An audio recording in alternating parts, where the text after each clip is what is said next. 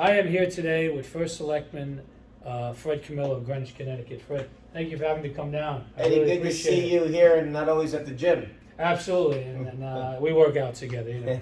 But so tell me some things about what's going on in Greenwich, the role of the First Selectman.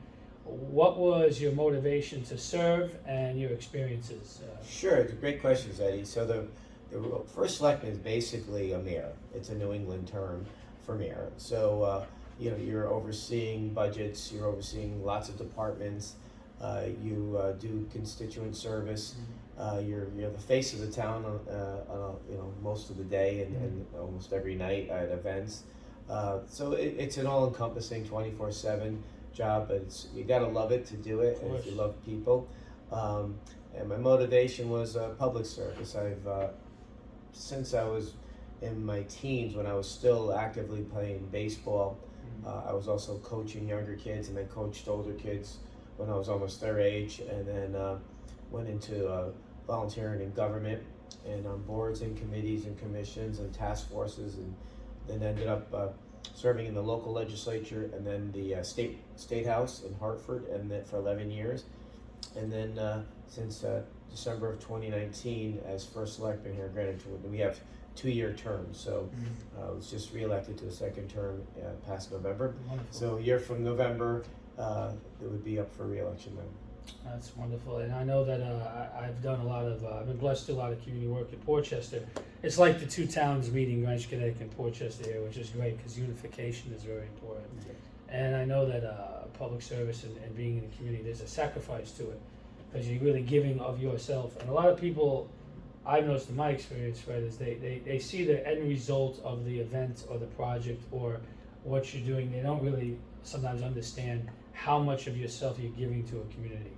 And from my own experiences with some of the things I've been blessed to do, you kind of full access the community has to you, and then you got to kind of think, oh my shit, I got my personal life that I can catch up in. So like maybe you can explain to me like what are some of the sacrifices that you kind of faced? Obviously, it's a great career, and I know you did a lot of wonderful things, but the sacrifices that are a part of public service, I think is important for people to kind of understand. That's a great question, Eddie. Yeah, it's public service is very rewarding, and a lot more positives than negatives. Obviously, at least way I feel that way strongly. But you give up a lot of things. You give up your space. You give up your privacy. Excuse me. Give up a lot of personal events and things that you like to do. If a constituent calls you for something, you gotta drop what you're doing and go and try and help that person. So you miss a lot of parties, weddings, baseball games. You miss a lot, but you also get a lot. And so I always look at it this way, that you end up at some point when you're not in public service, hopefully it's glad you're around. You'll make up on the other end, going and doing the personal things that you like to do. I do make sure that I don't miss any days at the gym, as you know. Absolutely. By going in the morning. That's a public health thing, so I won't ever cheat on that. So you have to what you're willing, how far you're willing to go. Public health and public safety.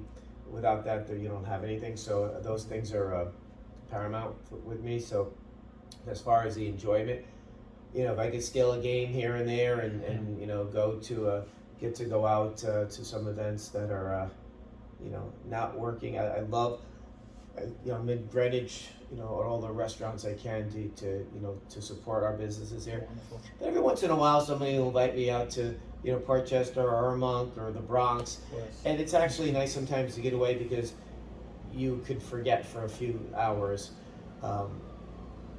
the daily stresses and maybe focus on things that are not work related. I think everybody needs that at some point, and then as soon as you get in the car, you come back, it starts again.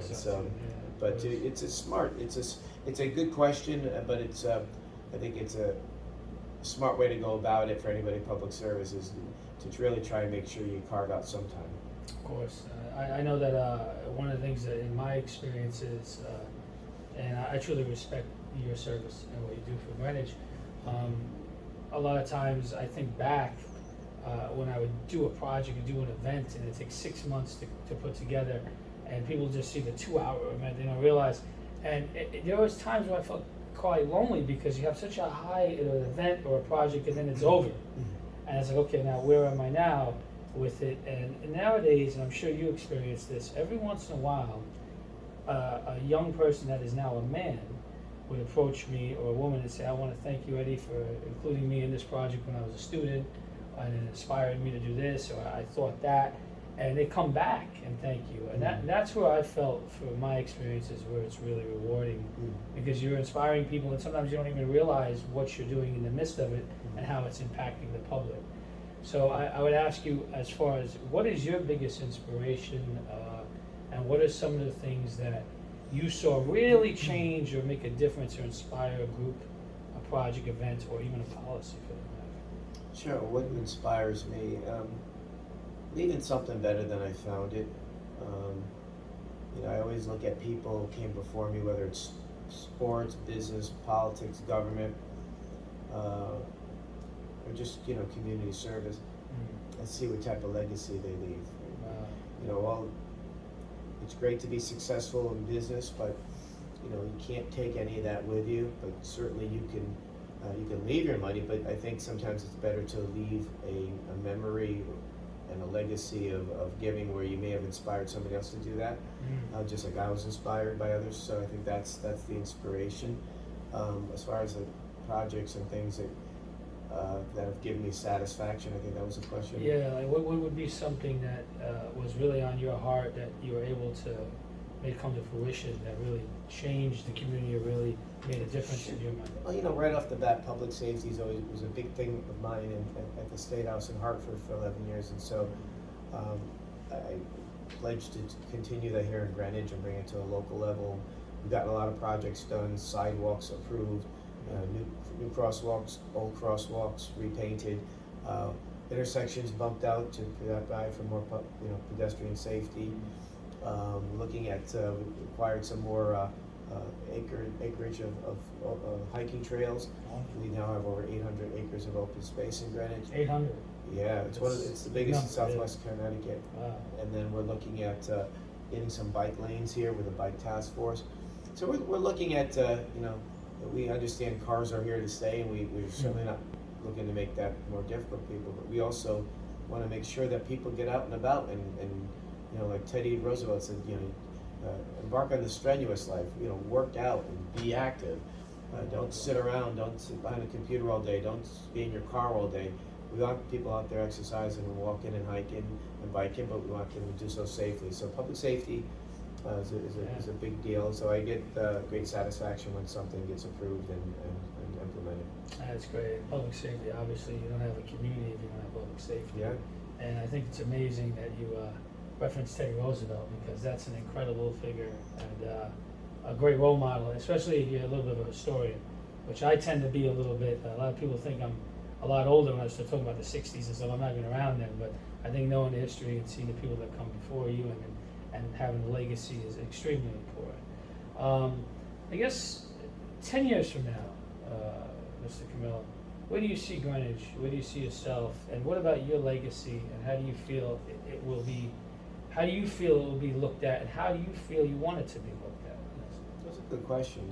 In 10 years, I think Greenwich will continue down the path of sustainability. We're really working hard at clean energy and more being more active and providing for a safe way to be more active. So I think that's going to continue. More green space. We're certainly, I think, if you look at this is an old portrait of Greenwich, obviously, yeah, and it's there's a lot of green in there. And if you look at real pictures, you'll see a lot of green, and you never want that to disappear. In fact, we've planted hundreds and hundreds and hundreds of trees in the last several years. So that's another thing I think you're going to see even more green in Greenwich. Right. Part as far as my own legacy, I mean, just things like that you worked on that you helped some projects that may have been around for years or decades that you helped push over the finish line. Other ones are your own initiatives. I guess that goes in part of your legacy, but you know, again, you do it more for the enjoyment, to build on everything that's been done before me, and the good works of my predecessors on the wall over there. That's great. And then you hope, you know, I think each person brings something to the table, skill sets and talents, and then they leave something really good, and then the next person comes and does the same thing. And I think you're to be a successful public servant and to leave a good legacy, you build on what's been done in the past, but you also leave your own stamp on something. Absolutely. And one thing that I've learned, humility is obviously for me is the greatest lesson, I think, because if you don't know humility, life will teach it to you anyway. You know? Well, it will. That's for sure. But I know that the motivation, you know, the accolades and finance and all that is important, and that's a nice thing, make you feel good. But obviously, that can never be the motivation. It has to be, like you said, the service, the sacrifice, the grind, the work, and just the community in general. And I guess to close, your biggest inspirational person that's ever come through your life? You know, it's so many, but my dad died. He was he was 80, former drill instructor, Marine Corps.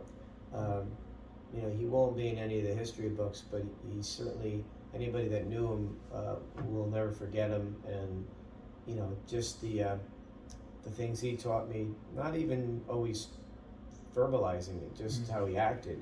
Yeah. Left the biggest impact. I mean certainly, you know, got figures like Teddy Roosevelt or Ronald Reagan. Of course. You know, sports figures that worked really hard. Rocky Marciano, who's his family I know, and his nephew is a great friend, and Wow. his brother Lou, or Sonny Marciano, a great guy, used to live in Greenwich. Rocky's work ethic, the fact that he was the smallest heavyweight champion ever, but he never lost because he worked harder than everybody else, and he refused to lose. So Rocky Marciano is one of my biggest inspirations. Great person. Man, that's a great person. Good Yeah. pick. That's a great pick. Well, I mean, you could take that and apply it to anything. He was an underdog his whole life and started late. He was built all wrong. He was only 5'10".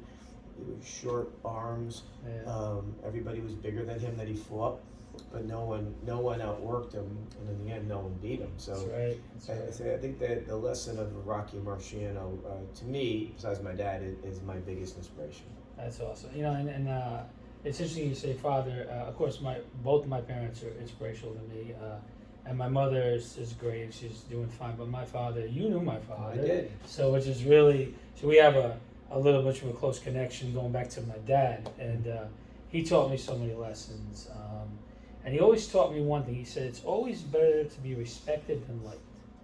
Because the world can like you, especially when you're doing public service and community work and you do these big, great things and you're blessed to do some things. Everybody, hey, but, you know, and that's great, but respect each other. The respect really lasts, and that's, I think, is more important. And I think that, as far as I'm concerned, and I think as far as the Greenwich community is concerned, you're very well respected, and I appreciate everything you do. I appreciate your friendship class and all you do, my friend. I see Thank what you. you do all over Westchester, and I look forward to doing these with my pal Eddie going forward, and Absolutely. showing that Portchester and Greenwich are not only neighborly communities, but we have a lot in common. Yes, we do. So we'll do this again. Absolutely. Thank you. Thanks, Eddie.